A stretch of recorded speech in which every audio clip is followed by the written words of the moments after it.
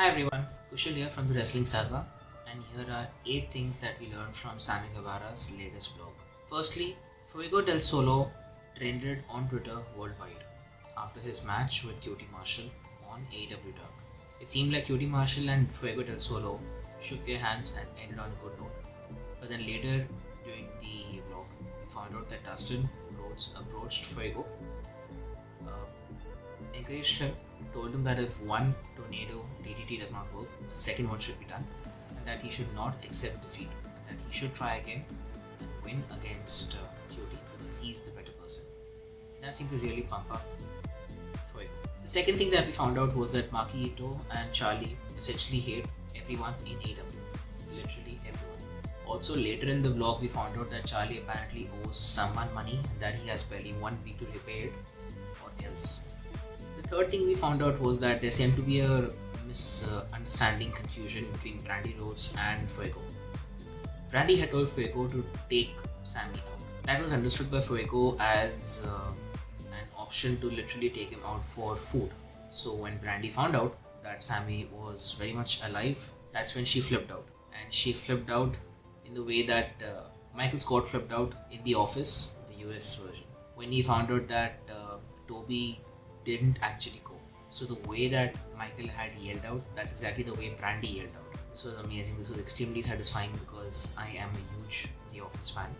So thank you Brandy, thank you Sammy for making this happen. The fourth thing we found out was that Matt Hardy was offering a new contract to Sammy Guevara.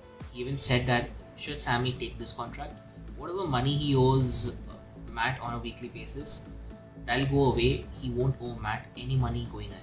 Now, when Matt walked away, Sammy seemed a bit interested, but I am a bit curious, what does this contract mean? Is he trying to save up all the money so he can take it later? Because whatever for the first 3 months Matt earned, that should be going to Hangman. So is that it? Is he trying to avoid that? Or maybe he's just trying to recruit another member in his team so he can have more people to beat up Dark Order. Then we saw number 5 from the Dark Order throwing a superb birthday party for Griff Garrison. And before I could get curious, I found out exactly what this meant. They were essentially having a dance show by Fuego, wherein they were throwing money on Fuego and he was gladly accepting it. And while all of this was happening in Dark Order's lair, behind closed doors, transparent closed doors, Luther from the Chaos Project was watching with interest, glee. I don't really have a word to put it. But then we also found out that Fuego del Solo and Brian St. Patrick have a tag team match against the Chaos Project in the near future. The sixth thing that we understood was that this was really a feel-good moment wherein number 10, Preston, Aaron Solo, QT, Cody, one more gentleman whose name I'm forgetting, and -1, Brody Lee Jr., they were hanging around in the backstage. And Cody was worried about how it's almost 3 a.m.